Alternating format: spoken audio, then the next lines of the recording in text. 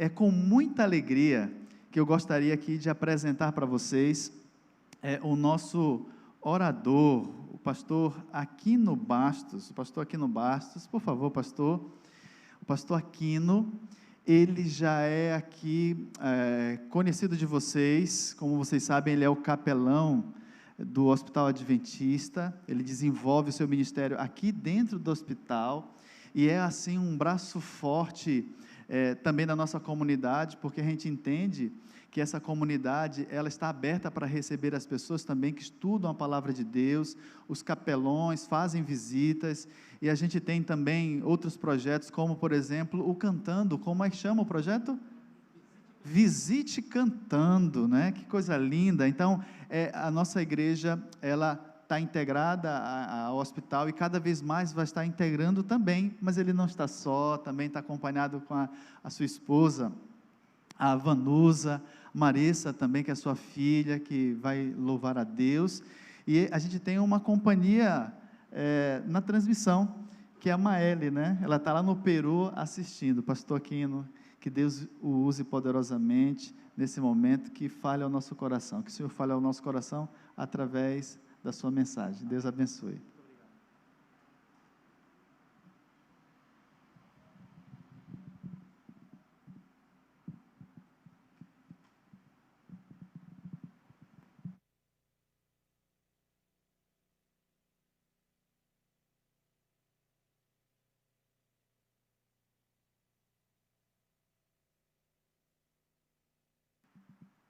Um dia eu cheguei para trabalhar com o Ministério Jovem na antiga Associação Maranhense, melhor, era Missão Maranhense.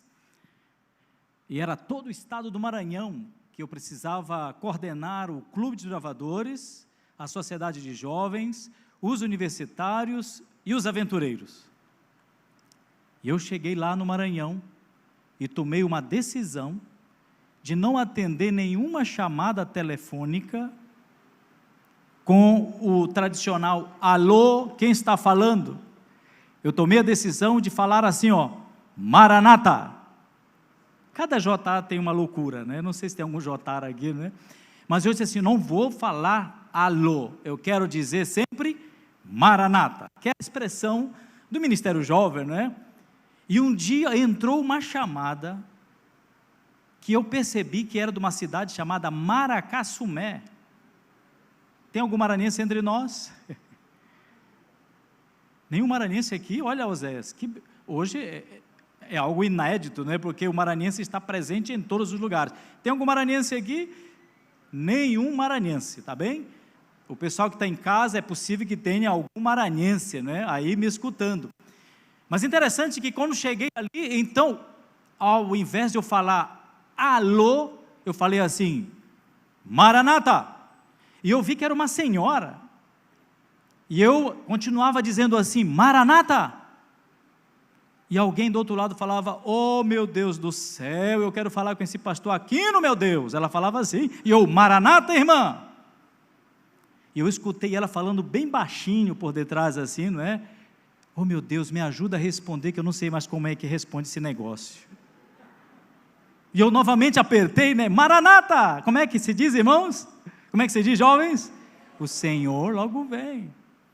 E sabe como ela respondeu? Ela disse, Deus volta. Eu disse, amém, né? Deus volta já está parecido, né? Mas é o Senhor logo vem. Muito bem. Uma outra chamada agora, e eu percebi que era de dentro de São Luís. Quantos conhecem São Luís aqui? A Ilha do Amor, olha aí, agora sim, já é uma boa parte. E outra chamada, e eu atendi assim, Maranata. E eu vi que era a voz de um homem. Ele dizia assim, é o senhor Aquino? Eu, Maranata. Mas eu quero falar com o senhor Aquino. E eu falava, Maranata. Ele disse, rapaz, eu não sou crente não. Ele falou assim pelo telefone, eu não sou crente não. Eu sou o dono da casa que você mora aí, e eu estou passando aqui, queria deixar a segunda chave que eu prometi. Eu disse, ô Senhor, desculpa, porque eu achava que era alguém da igreja, então por isso que eu falava Maranata, não é, que é a saudação dos jovens adventistas ao redor do mundo. Ele disse, não, você pode passar no hotel para pegar a chave, que eu estou indo para o aeroporto e vou deixar a chave aí com a recepcionista. Convidei minha filha, fomos lá no hotel. Quando eu cheguei no hotel, a recepcionista disse, Ah, é o senhor Aquino? Sim, ele deixou aqui mesmo o envelope para o senhor. E então eu fui receber o envelope. Quando eu recebi o envelope, estava escrito assim, olha, entregar para o senhor Aquino Maranata. Eu acho que ele pensava que era o meu sobrenome, porque não tem, olha, é o Maranata, né? É o dos Santos, é o Gonçalves.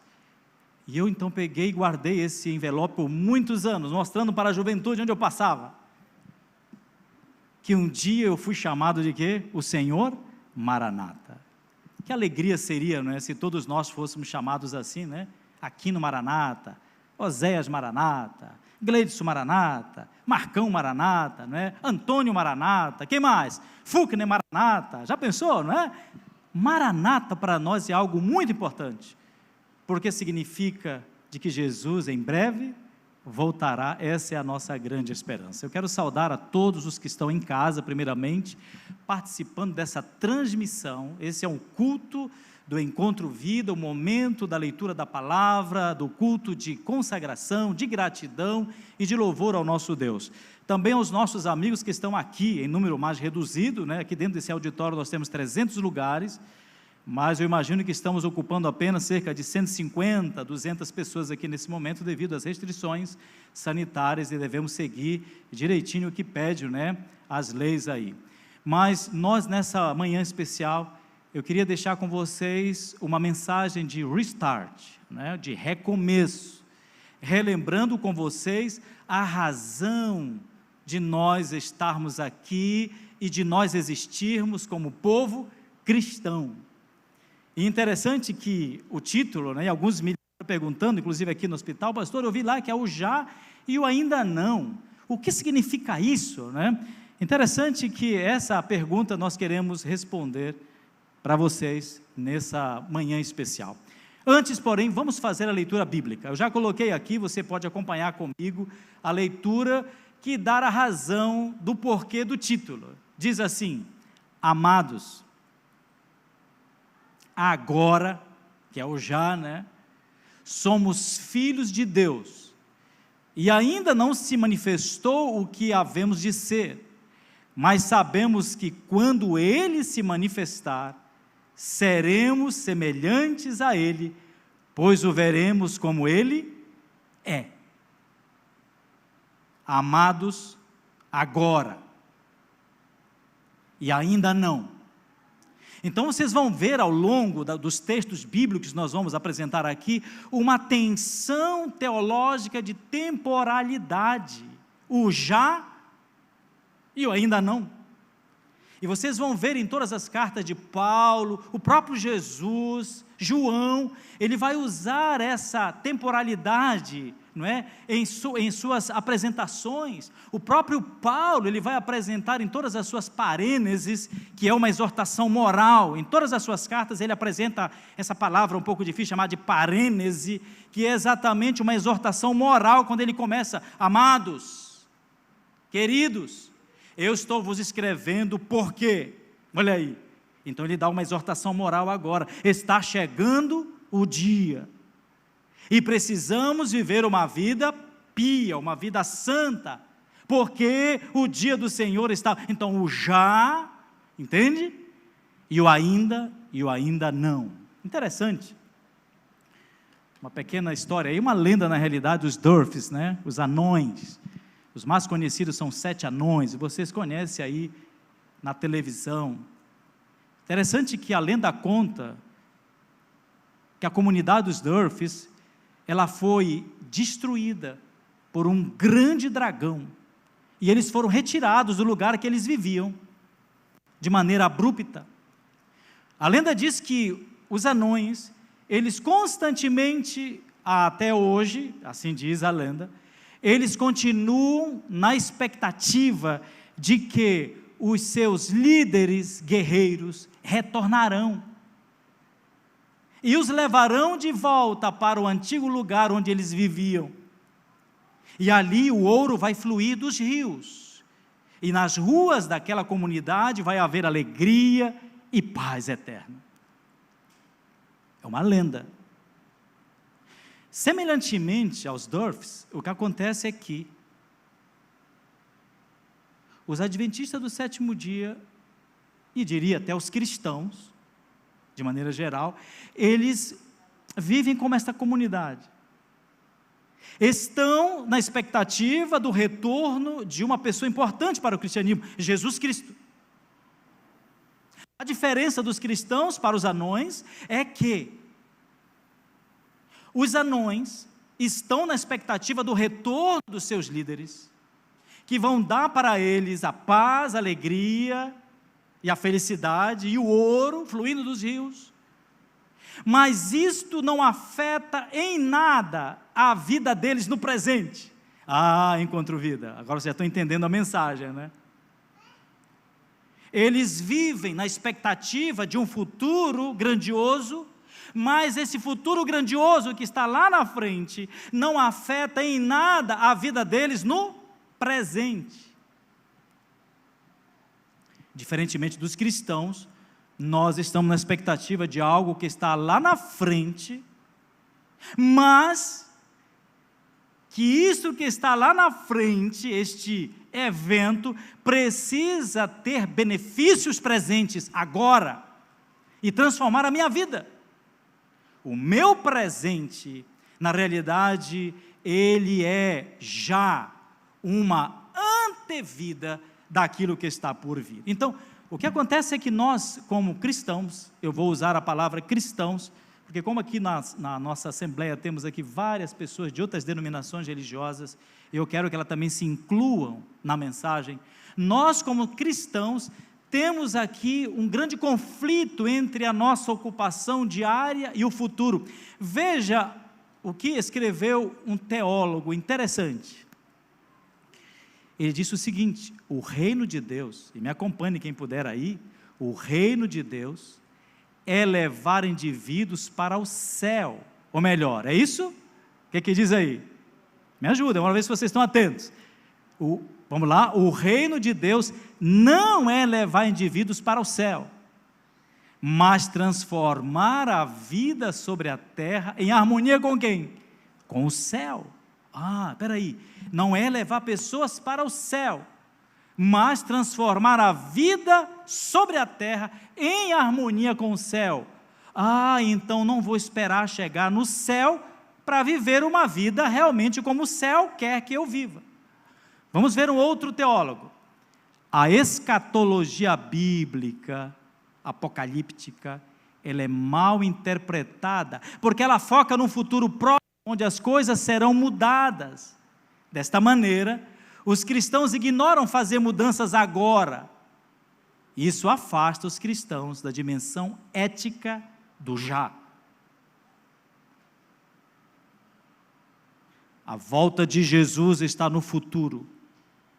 Todos os eventos que apontam para o futuro, os últimos sinais, os últimos eventos, nós chamamos de escatologia. É uma palavra assim grande, escatologia. A escatologia, os eventos do tempo do fim. Então a volta de Jesus é um evento escatológico. Só que este evento escatológico tem os seus benefícios. Vamos relembrar alguns benefícios da volta de Jesus. Primeiramente, vai acabar o pecado. Me ajudem mais aqui. Um outro benefício da volta de Jesus: não haverá mais morte. Não haverá mais hospital adventista de Belém, doentes, não vai haver mais enfermidade, não vai haver mais ódio, não vai haver mais fome, não vai haver mais, me ajude em alguma coisa ruim que acontece aqui, violência, não vai haver mais tristeza, não vai haver mais dor, não vai haver mais uma jovem disse, não vai ter mais Enem, é verdade. Você quer continuar estudando no céu? Faça faculdade de teologia, é a única que nunca mais vai acabar, entendeu? Vamos continuar estudando Deus por toda a eternidade. Só uma deixa aqui. Muito bem, então esse evento escatológico tem benefícios. Vocês lembram dos anões? O evento deles, que eles esperam, que os líderes vão voltar e vão realmente recolocá-los na sua terra, não gera nenhum benefício na vida dos anões presentes. Diferentemente dos anões lá naquela comunidade que foi destruída pelo dragão, os cristãos que esperam a volta de Jesus precisam viver os benefícios desta volta aqui. E ajude aí, irmãos, agora, programa antigamente, hein? O aqui e o agora. Os benefícios da volta de Jesus. Então, veja que esse Jack Sanders, o que ele está dizendo aí? Ele diz que a escatologia bíblica que nós estamos entendendo hoje, os cristãos de maneira geral, ela está mal interpretada. Sabe por que ela está mal interpretada? Porque os cristãos estão na expectativa da volta de Jesus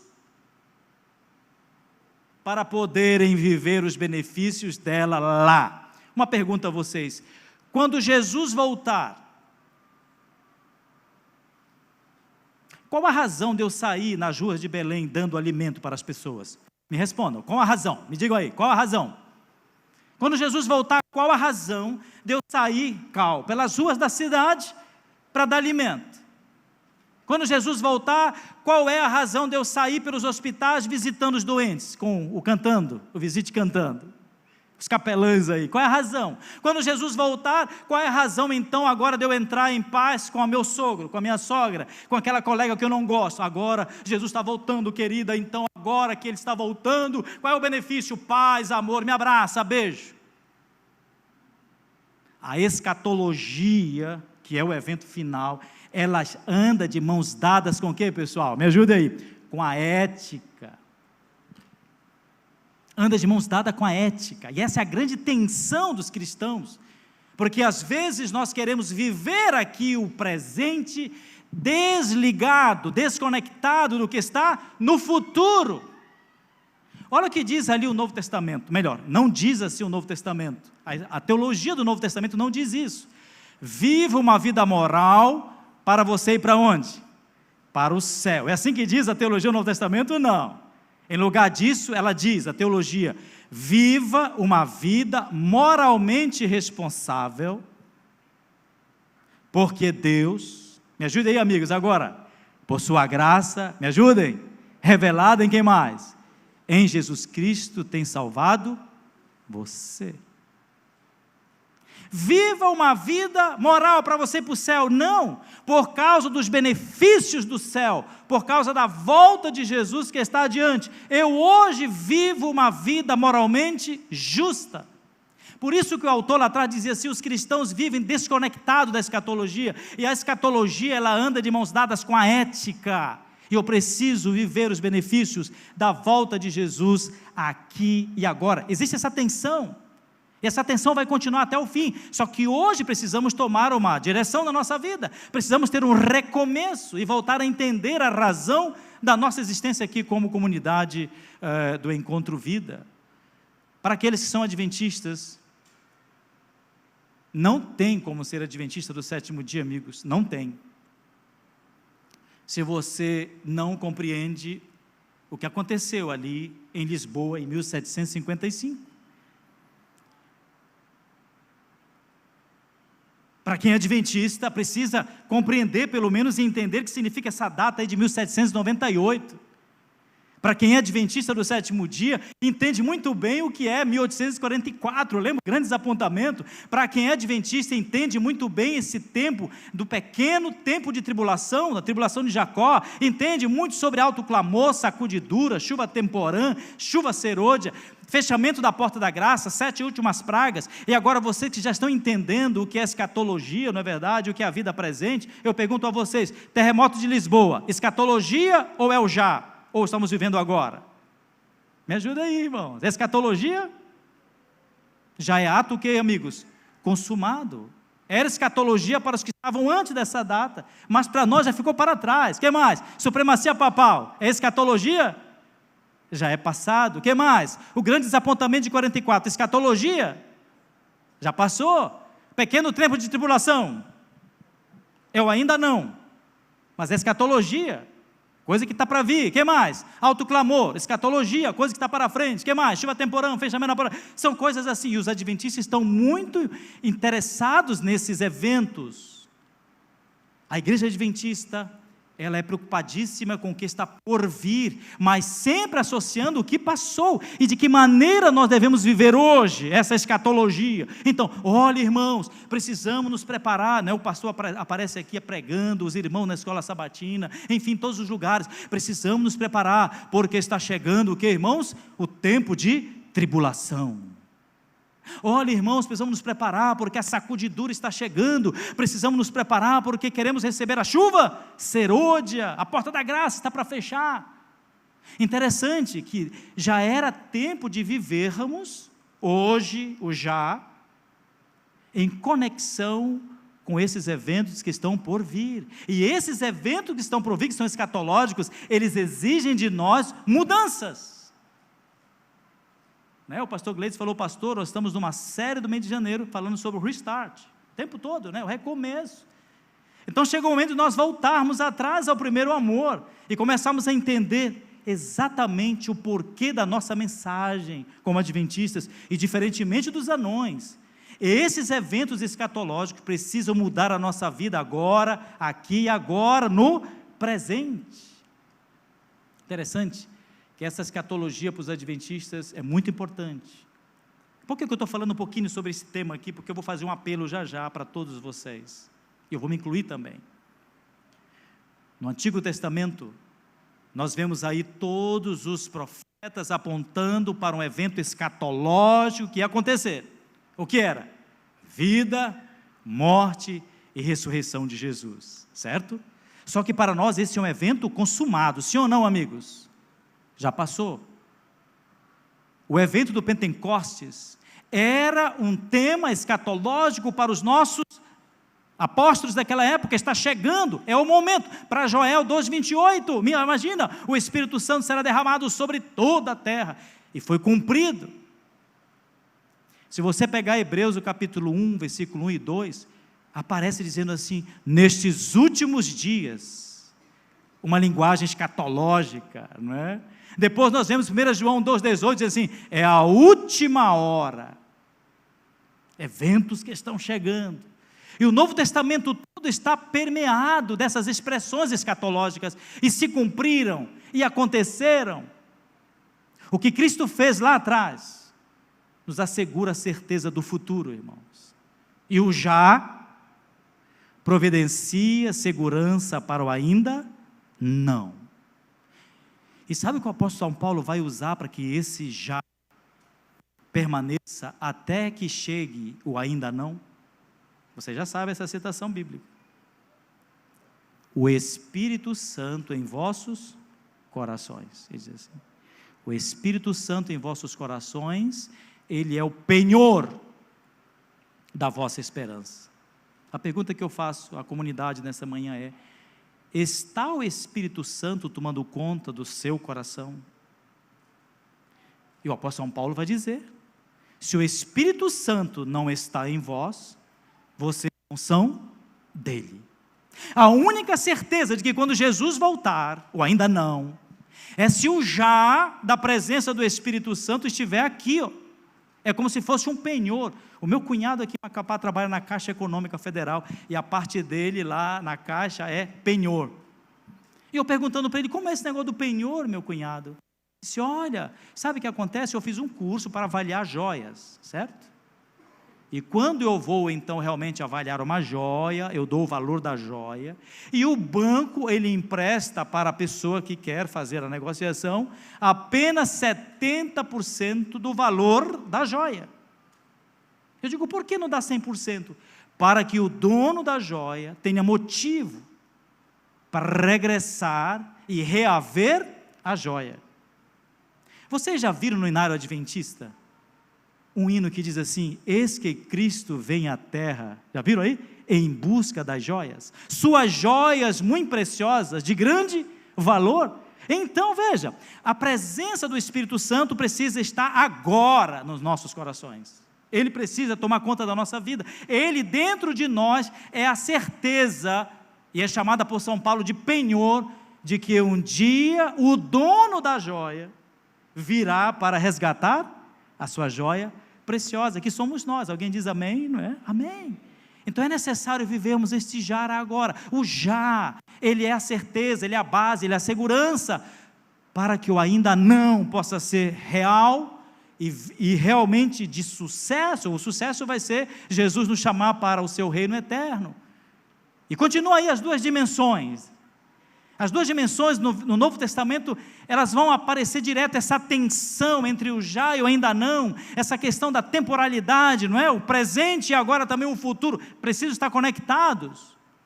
E Jesus já fazendo alusão nas suas mensagens entre o passado e o futuro.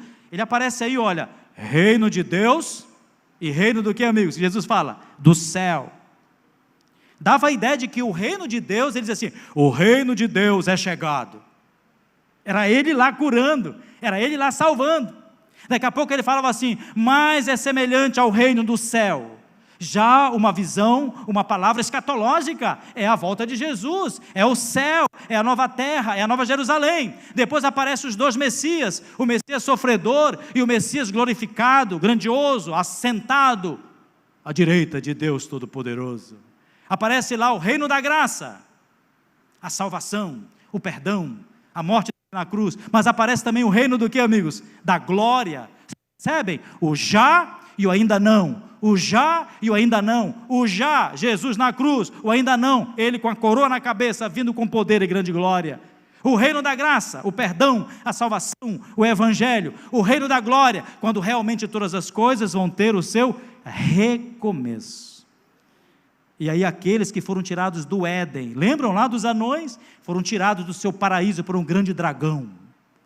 Mas os seus líderes prometem voltar e levá-los de volta para uma terra onde até o ouro vai sair dos rios, vai fluir dos rios, e vai haver felicidade e alegrias em suas ruas. Diferentemente dos anões, os cristãos que esperam a volta de Jesus, não somente esperam a volta de Jesus lá no fim. Quando Jesus voltar, então eu serei. A mensagem no Novo Testamento não é assim. Antes que Cristo volte, eu preciso viver como assim. Porque quando Ele voltar, então será apenas a consumação de todas as coisas. O reino de Deus, o reino do céu, o reino da graça, o reino da glória. Não vamos olhar todas essas parábolas. Eu apenas coloquei aqui já um resumo delas, mas estas parábolas, elas nos ajudam a entender um pouco sobre o já e o ainda não, sobre essas mensagens escatológicas que apontam, no caso, os eventos para o fim. Nós vemos aqui, por exemplo, a parábola do semeador. Nós vemos aí um parcial sucesso, do reino. Depende da receptividade do coração, agora. Mas a colheita será abundante, se cair no coração fértil. Nós vemos ali a parábola da mostarda, lembra? O reino vem pequeno, o já, me ajude aí, e depois ele enche todo o que, amigos? O mundo, o ainda não. Quem é o rei da terra? Era o Trump lá nos Estados Unidos, não é? Nos Estados Unidos, aqui no Brasil ainda é o Bolsonaro, não é? Está pegando reis, presidentes, legisladores. Mas parece que fala assim, Jesus é o Senhor, Jesus é o rei. Rei de onde? Que nem um pastor, aqui no Pernambuco, eu já posso falar porque ele já está aposentado, ele era presidente de uma associação. Se você chegar aí na comunidade fora e dizer assim, eu sou presidente da associação Baixo Amazonas, onde é que fica essa associação de moradores de bairro? Ninguém entende isso, né? Me lembro quando eu era secretário de campo, e a pessoa perguntava, o que você é nessa associação? Secretário, é? Você trabalha junto com as secretárias aqui para digitar? Eu não sabia, hoje estão colocando secretário executivo. Ninguém entende essas palavras aí fora. E esse presidente chegou, e ele não tinha habilitação, tanto que depois ele contratou um motorista para ele tinha que pagar, porque ele nunca conseguiu tirar a habilitação. E um dia ele chegou dirigindo, e aí tinha o posto da Polícia Rodoviária Federal, Joilson, estava lá, e ele pararam ele, e ele abria assim o vidro, e dizia para o policial, como ousas parar um ministro? Doutor, desculpa, e tal, pode continuar, e continuar. Um dia chegou a polícia, e pararam, e ele, acostumado a falar isso, dava certo, né? Ele abriu o vidro e disse assim, como ousas parar o ministro? Aí o policial perguntou, ministro do quê? Ele disse: ministro do Evangelho, pode descer do carro agora, eu preciso falar com você, entendeu? O que é esse? Quem é Jesus? Jesus é o Senhor, Jesus é o Rei. Rei de quê? Se você olhar para o mundo todo aí hoje, rei de quê? É Jesus que está reinando aqui em Belém. Você está entendendo como é agora? A questão escatológica, ela apresenta um reino pequeno. Só que diz que ele se tornará o quê, amigos? Grande, um evento o quê? Escatológico. O já e o ainda não. Depois o tesouro e da pérola, na parábola, a dignidade última do reino, grandiosa. Diferentemente dos anões, na sua comunidade, que o evento futuro não afeta em nada a vida deles do presente, nós, cristãos, especialmente adventistas do sétimo dia, a volta de Jesus, ou ainda não, ela já afeta a nossa vida no presente. Eu quero concluir a mensagem, deixando o texto básico. Eu queria até que o pessoal da mídia aí colocasse, se puder aí, Cristóvão, colocar aí esse Mateus 25, 41 a 46, porque já é a finalização da mensagem. Eu quero fazer um apelo para a comunidade nessa manhã, e você que está em casa nos acompanhando em oração, estudando a Bíblia, verificando todos os detalhes, permaneça conosco até o fim, porque para você também que está em casa, existe um chamado, existe um apelo para que você recomece uma vida, podemos dizer assim, nova, ao lado de Jesus, com uma expectativa do que está por vir, vivendo a praticidade do Evangelho aqui e agora. Pode colocar, Cristóvão, se der para colocar aí o texto, senão eu vou aqui para a Bíblia. Lá em São Mateus, o capítulo 25, 41, podemos começar a partir do 41 mesmo, até o 46, veja comigo aqui esse texto final que vai nos dar a visão para o apelo que eu vou fazer com vocês agora. Diz assim, São Mateus 25, eu vou pegar do 31, é a última leitura, diz assim: quando vier o Filho do Homem, na sua majestade, e todos os anjos com ele, então se assentará no trono da sua glória, e todas as nações serão reunidas em sua presença, e ele separará uns dos outros, como o pastor separa os cabritos as ovelhas, e porá as ovelhas à sua direita, olha aí, mas os cabritos à sua esquerda. Então dirá o rei aos que estiverem à sua direita: vinde benditos de meu Pai. Que mais aí diz o texto? Entrai na posse do reino que vos está preparado desde a fundação do mundo. Olha agora aí, presta atenção, amigos, é para finalizar, hein? Porque tive fome e me deste de comer, tive sede e me deste de beber, era forasteiro e me hospedastes, estava nu e me vestistes, enfermo e me visitastes, preso e fostes ver-me. Então perguntarão os justos: Senhor, quando foi que te vimos com fome e te demos de comer? Ou com sede e te demos de beber? E quando te vimos forasteiro e te hospedamos? Ou nu e te vestimos? E quando te vimos enfermo ou preso e te fomos visitar? O rei respondendo lhe dirá: em verdade vos afirmo, que sempre que o fizestes a um destes meus pequeninos irmãos, a mim o fizestes. Alguém diz amém aí? Os benefícios, queridos da comunidade Encontro Vida, da volta de Jesus, um evento escatológico, precisa gerar mudanças reais na nossa vida, aqui e agora. Vocês viram que os justos perguntaram a Jesus lá no final: Senhor, quando nós vimos você dessa maneira? Quando vocês fizeram lá nas ruas de Belém, lá em Castanhal, lá em Barcarena, lá em Itaituba, lá em Santarém, lá em São Paulo, lá em Brasília, lá no Rio, quando vocês deram o que comer, quando vocês deram o que beber, quando vocês colocaram roupa nas pessoas que estavam desnudas, quando vocês realmente levantaram a pessoa que estava enferma, visitaram aqueles que estavam nas cadeias, vocês estavam fazendo a mim.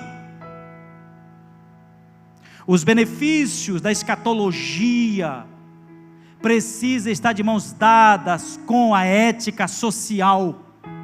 Escute aqui para nós agora, os que nos visitam, que são evangélicos, pastor, de repente eu vou falar só para nós agora dos adventistas, mas eles podem escutar também.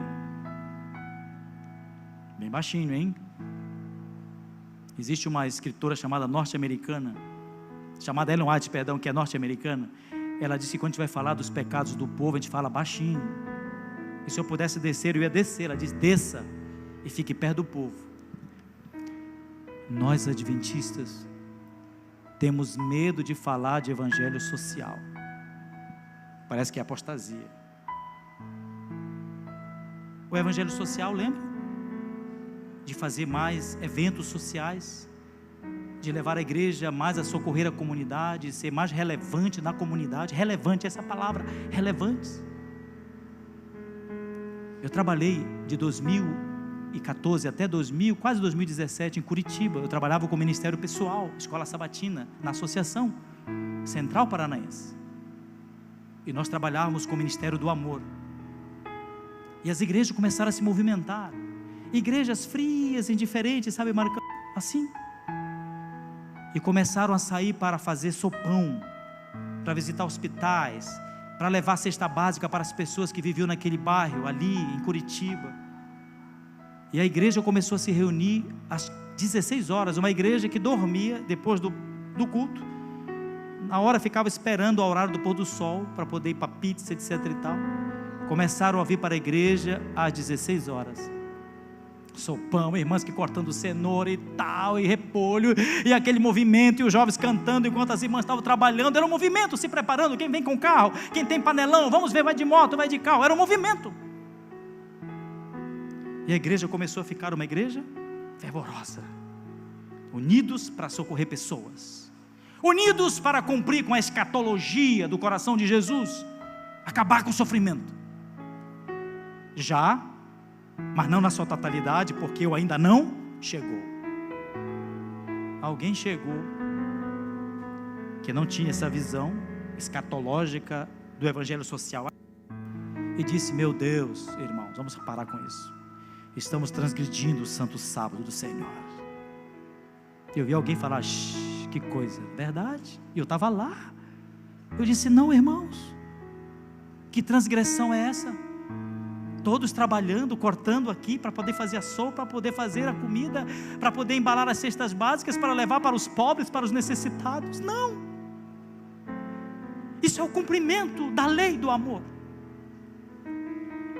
Vocês observam que o juízo final não vai ser tanto por doutrinas. Eu estou vendo o juízo final dizendo, porque tive fome, é só isso, e me deste de comer. Trabalhei em Lima também. Quero saudar a Maeli que está lá assistindo a gente. E eu vim ali com outro irmão. Meia-noite, irmãos. Ele disse, não, eu lhe levo. Não podia entrar no bairro, irmãos. Eu tinha que deixar o meu carro num posto. Ele me pegava no carro dele, porque ele conhecia ali o lugar que a gente chama de Pueblo Jovem, que são tipo favelas. Ele me trazia até o posto. E daí quando já era uma rua movimentada, eu ia. E nós vínhamos. E de repente, quase meia-noite, sinal fechado. E aí chegaram aquelas pessoas que pedem. Já viram? Aqui em Belém tem também. E chegou uma senhora, como se diz lá, adulta maior, uma senhora de idade, pedindo, por favor, ajuda-me, assim com a mão, batendo no vidro com uma moedinha. Isso aborrece algumas pessoas, né? E eu disse, irmão, eu vou dar, nem que seja um sol, eu acho que eu tenho aqui, se eu tenho aí, que eu não tenho aqui, a minha carteira não está aqui. Ele disse, tem aqui algumas moedas, eu vou dar. Ele segurou minha mão, não dê não. Eu disse, porque uma senhora de idade, essa hora? Se não dê não. Eu conheço essa região. Essa mulher foi prostituta a vida toda. E agora que os homens não querem mais ela está pegando. Não dê não, eu não falou. Eu disse, eu vou dar. Abre a janela, irmão. O reino do céu, eu falei para ela, achegado, toma. Eu fico arrepiado quando falo isso, irmãos. Jesus falava assim. Ele viu uma pessoa sofrendo, aleijada, né, jogada na sarjeta da vida. Ele dizia assim, o reino de Deus chegou, levanta-te e anda. O reino de Deus chegou, tome. R$1, um sol, e a mulher foi embora. Essa é chamada da régua final, quando Jesus voltar. A escatologia que está lá no futuro, meus amigos, ela precisa, o que, irmãos? Fazer mudanças radicais na nossa vida, aqui e agora. Os nossos pioneiros, eles foram interessadíssimos nesse evangelho social. A escatologia fez sentido na vida de Ellen White, na vida de muitos dos nossos pioneiros. Alguns irmãos da época também, eles não eram, sabe, a favor de ajudar as pessoas, de levantarem as mãos por causas sociais. Vocês observam aí, depois podem ler isso, buscar na internet também.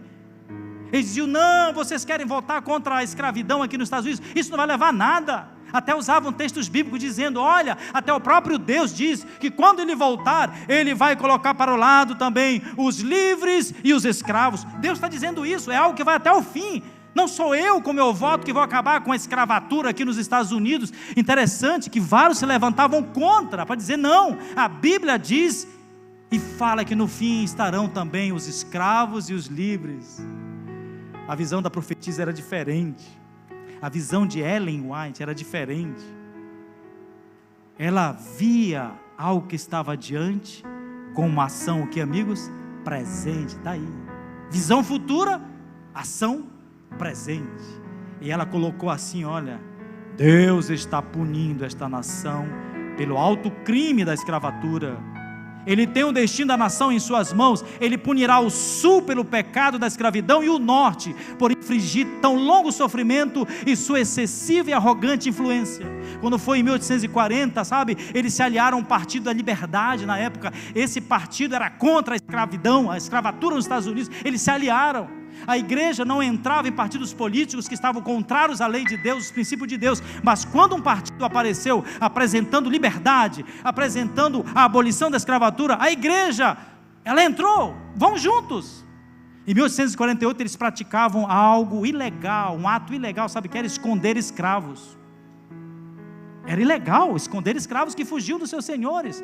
Mas eles usavam até um texto bíblico também, que está em Deuteronômio 23, 15 e 16, que dizia que devia receber essas pessoas que tinham fugido e guardá-las. Em 1860 até 1880, a igreja apresentou petições para o governo anti-escravatura. Em 1882, 44 adventistas, eles pressionaram Abraham Lincoln para abolir a escravatura. Eles deram o nome dele, 44 adventistas deram o nome e deram a cara à tapa, dizendo: nós queremos, como adventista do sétimo dia, que a escravatura acabe nesse país. Diziam alguns adventistas, mas a escravatura ela vai acabar quando Jesus voltar lá adiante. Os nossos pioneiros disseram: não, nós precisamos fazer mudanças radicais aqui e agora. A régua final, já apresentei para vocês, está aí. De um lado a graça, e do outro lado o que, amigos? O amor. Eu termino fazendo a pergunta: que tal nós recomeçarmos aqui no Encontro Vida e termos e formarmos uma consciência de que a volta de Jesus está como um evento escatológico, está próximo, hein?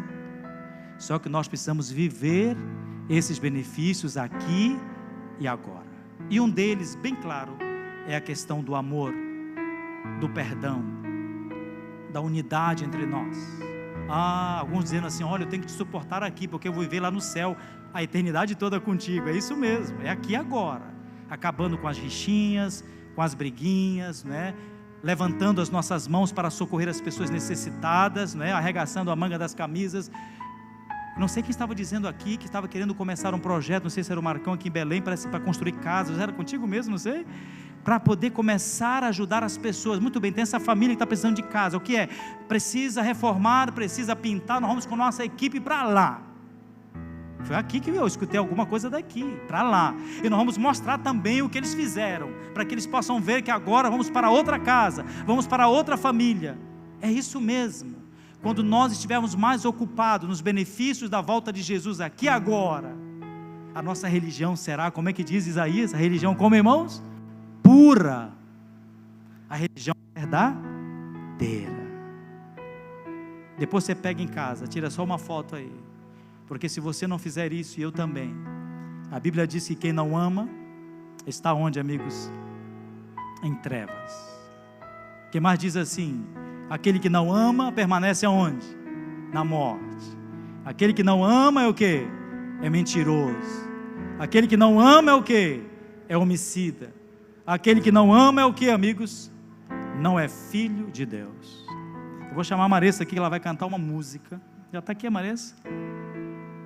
Pedi para ela cantar essa música, porque nós vamos fazer um apelo. E no momento que ela vai cantando e você vai relembrando os benefícios da volta de Jesus, o ainda não, precisa gerar mudanças na minha vida agora, aqui e agora, certo? Eu tenho que recomeçar isso já. Esse é o ano novo.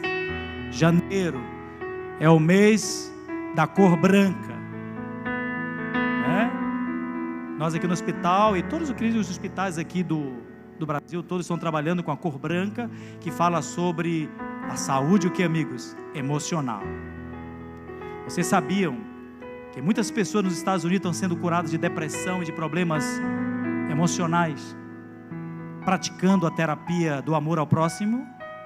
Alguns psicólogos têm trabalhado com esses pacientes, têm levado eles onde tem um guarda-roupa, as caixas, as gavetas, e diz assim: qual é a roupa que você tem aqui que está perfeita, mas você nem usa, e você gosta, mas não usa? Essa, tire. Tem alguém que está precisando. Você está disposto a tirar essa roupa e levar para alguém que precisa? A pessoa olha: mas eu gosto muito dela. Mas você usa? Não. Que tal compartilhar com alguém? E a pessoa vai vencendo essa barreira do egoísmo. Ela vai lá e tira. E ela precisa levar a roupa. Ela não dá para uma instituição levar. Ela precisa ir onde está a pessoa sofrendo.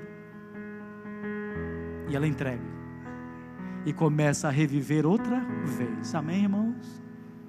É o 9º remédio natural, se existe, né? Você quer ser perfeito aqui na comunidade do Encontro Vida? Você quer ser perfeito? Você quer ser perfeita? Portanto, diz a palavra bíblica: sede perfeitos, como perfeito é o Pai Celestial de vocês. E eu no passado, eu que nasci na igreja, hein, achava que perfeição tinha a ver muito com o exterior, sabe? Eu sou perfeito, olha meu cabelo no gel, bem, né? Eu não adultero, eu não roubo. Claro que todos esses são benefícios da volta de Jesus. Não estou dizendo que tem que estar pecando aí, não. Mas essa passagem bíblica, se você chegar em casa e ler todo São Mateus 5, vocês vão ver que está falando de perdão, não a vingança, de amar o semelhante, de amar o próximo. Aí no final o próprio Jesus diz assim: a perfeição bíblica, sabe qual é? É amar. E diz assim: quando você amar o seu semelhante, você, olha que coisa forte, é perfeito. Como perfeito é o vosso Pai, que está nos céus. Aí está, amigos, o já e o ainda não. Os benefícios da escatologia. Lembra que estamos esperando? Não mais morte, não mais dor, não sofrimento. Nós somos as mãos de Jesus. Nós somos os pés de Jesus. Quando você, minha irmã, se levanta, eu vou visitar alguém que está enfermo, não só aqui no Hospital Belém, na Santa Casa, ali no pronto-socorro, não sei, onde tem alguém, eu estou sendo os pés e as mãos de quem? De Jesus. É a escatologia se tornando missiologia, se tornando ética social aqui e agora, porque quando Ele voltar, eu não preciso mais visitar ninguém. Ele mesmo disse: eu estou aqui hoje para julgar vocês, e vocês foram salvos. Não é salvação pelas obras, hein? Não é salvação pelas obras, eu apresentei a atenção, não é. Vocês estão sendo salvos, ou estão sendo reconhecidos para este lado meu, porque eu tive fome. E quando te vimos com fome, Jesus? Quando vocês fizeram a um desses meus pequeninos irmãos, o fizestes. Madre Teresa de Calcutá, hein? 1979, quem pode me ajudar aí? Prêmio Nobel da Paz. 2003, beatificada pela Igreja Católica Apostólica Romana. 2016, canonizada. Quando eu fazia teologia lá no IAN, eu fui para a biblioteca, irmãos, e alguém estava tocando assim, porque o conservatório antes era bem ao lado, era na capela, assim, da biblioteca. Eu escutava o piano, e eu peguei um livro, um álbum da Madre Teresa de Calcutá. Não sei quantos de vocês tiveram esse privilégio, um álbum só de fotografias dela fazendo as suas obras de caridade. Irmãos, eu chorei. É tipo uma conversão. E ela, com as fotos, ela dizia, lá no início do álbum diz assim, que todas as fotos que foram tiradas de Madre Teresa de Calcutá e suas noviças não eram poses para a fotografia, era a realidade que elas viviam no dia a dia. Ela falou: não quero pose, eu quero que vocês tirem foto do trabalho do dia a dia. E aparece aquelas pessoas, irmãos, lavando pés, cheios de feridas, de leprosos, de pessoas ali com aquele cascão, com aquele pus amarelo. Parece ela lavando e ajudando e socorrendo as pessoas. Eu chorava enquanto tocavam lá uma música lá na capela assim. Meu Deus, que não passava na mente dessa mulher? Existem outras pessoas que falam algumas coisas ruins dela. Madre Teresa tomou a decisão em uma das províncias ali da Índia de acabar com a morte das pessoas que estavam com doença terminal, que os familiares jogavam na rua. Eu não sei se vocês já leram sobre isso. O meu parente está por morrer, não tem mais, então eu coloco ele na rua para morrer lá, ao relento. E ela chegou com as suas noviças e começaram a recolher essas pessoas que ainda respiravam, dizendo que o dá para essas pessoas uma morte, como amigos, digna, dentro de casa. E ela começou a levar esses moribundos para dentro da sua casa. E as pessoas morriam, uma morte digna, dentro de casa, não na rua. Não na rua. Quem quer ver um parente morrer na rua, hein? Não. A gente quer dar uma morte digna, melhor dizendo, permitir que a pessoa morra pelo menos dentro de casa e tal. Nunca assim, na rua. A casa dela, hoje, ela está sepultada dentro dessa casa. Quando ela saía de casa, aparecia lá a expressão em inglês assim, out, quer dizer, ela está fora, a madre está fora. As pessoas buscavam por ela, ela está fora, ela está na rua. Quando ela estava em casa, estava in, e as pessoas iam em busca dela e das suas noviças. Após a sua morte, ela pediu que fosse enterrada nesta casa. E agora a tramela, assim que se diz aqui no Pará, a tramela da porta ficou parada para sempre, com a expressão como? In. Ela está dentro. E até hoje, as suas seguidoras ainda continuam recolhendo corpos de pessoas que estão na rua. Amigos, não é salvação pelas obras. Os benefícios da volta de Jesus, que é um evento que está no fim, precisa gerar mudanças na nossa vida, começando aqui e agora. Que Deus abençoe. O reino de Deus é chegado. Que dizem vocês? Amém. À medida que ela canta, você quer ter um restart na sua vida nesse aspecto, você vai ficando em pé. Eu vou fazer a oração final.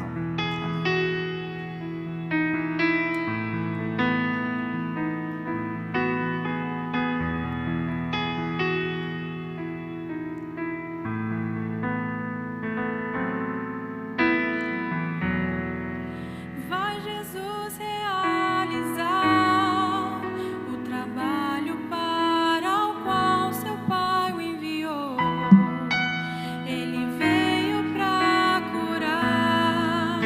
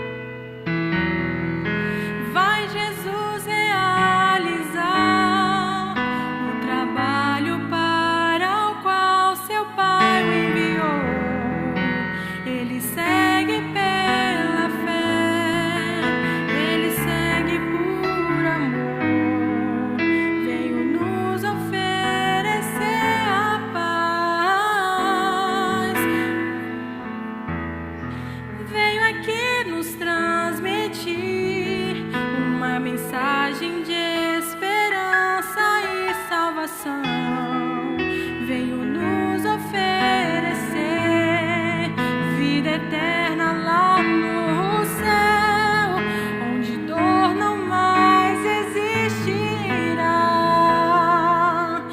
Não quiseram compreendê-lo, rejeitado foi, mesmo assim suas vidas transformou.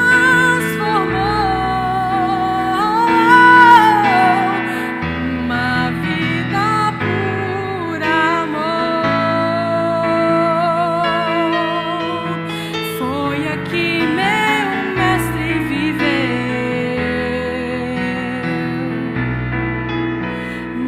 Uma vida por amor,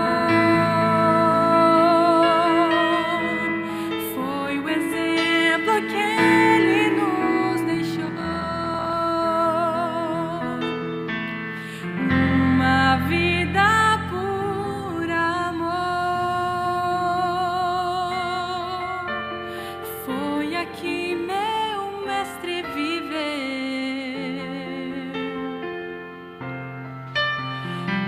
Uma vida por amor, foi a vida por amor, foi aqui meu mestre viveu.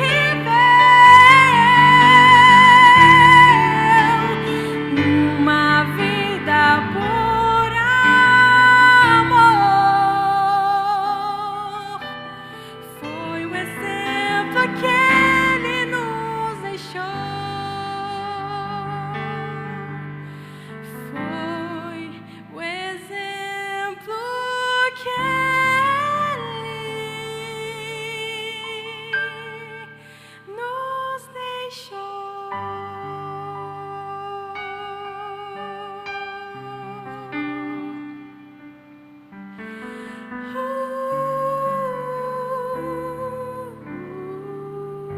Amém. Amém. Esse é o exemplo, irmãos. Quero chamar duas autoridades aqui para a oração final, o pastor Fuchner e também o doutor Joilson, que está aqui conosco. E eu quero orar com eles, e o grupo no final vai cantar. Esse é um momento muito importante, irmãos, que mexe fundo no nosso coração. A régua do julgamento final é graça e amor. O pastor Fuchner representa a ADRA Internacional. É uma ONG da Igreja Adventista do Sétimo Dia para atender pessoas em calamidades. Acima de 1.000 pessoas já entra. O Joilson, recém-batizado, esposa da doutora Thaís, que está aqui, inclusive eu quero apresentar, já apresentei ao pastor, membros aqui da nossa comunidade. Ele passou recentemente pela Covid, ficou muitos dias no hospital. Ele já vinha com um projeto de cestas básicas. Eu estou chamando ele, não combinei nem com ele, nem com ele. E ele chegou comigo antes de virar o ano, disse: pastor, existe algum ministério nessa igreja que eu possa me envolver para doar? Eu quero trabalhar para ajudar pessoas. Eu tinha um plano de tantas cestas básicas, eu estava aqui no hospital pensando, eu quero dobrar para este novo ano as cestas. E a minha esposa também disse que vai doar tantas. Eu estou pregando, estou olhando para eles. Já conheceu agora, já está vendo uma conexão aí. O pastor Fuchner, em algum momento, estará conosco aqui também falando um pouco mais sobre as ações que a igreja tem feito de maneira institucional. Você sabe que é fácil, às vezes, nós nos envolvemos em instituições. O apelo da escatologia, ela é individual, certo, pastor? Que Deus nos ajude, que somando as nossas forças, possamos tomar exemplos, assim como esse, procurar também assistência social chamada ASA da igreja. A nossa irmã está aí, né? A ADRA em momentos de maior calamidade, e juntos cumprirmos com o amor, com a missão que Jesus entregou a todos nós. Vamos orar nesse momento. Pai, ajuda-nos a vivermos os benefícios da Tua volta aqui e agora. Pelo menos na pesquisa que temos feito, não vemos outra indagação de Cristo, senão olhando para a humanidade perdida, destruída, acabada, espandogada, morta, doente, com fome, com sede, com falta de roupa. E o Senhor comissionou aos seus discípulos, a tua igreja, para sermos as tuas mãos e os teus pés, levando esperança para milhões de pessoas. Nós sabemos, Senhor, que quando sairmos, o nosso egoísmo, o nosso orgulho, o nosso ódio, a nossa vingança, a nossa enfermidade, ela vai sendo sarada, porque o amor ao próximo dá vida, dá um restart na nossa religião para ser verdadeira. Ajuda-nos a vivermos diferentemente dos anônimos, esperam um retorno grandioso dos seus líderes, mas que não afeta nada a vida deles no presente. Ao contrário disso, a volta de Jesus vai gerar sim mudanças significativas aqui e agora na nossa vida. Continua abençoando a instituição da igreja, a ONG ADRA, vive de doações, Senhor, de empresas, de pessoas, de empresários, abençoando também cada irmão, assim como o Joilson, que no coração possa nascer de cada um desejo de saírem, de ajudarem, de fazerem planos sistemáticos para apoiar os necessitados, aqueles que precisam, e dessa forma vamos impressionar corações. E o próprio São João 13, 34 e 35 diz: e eles conhecerão que sois os meus discípulos, se tiverdes amor uns para com os outros. Em nome de Jesus te pedimos estas bênçãos. Amém, Senhor. Amém.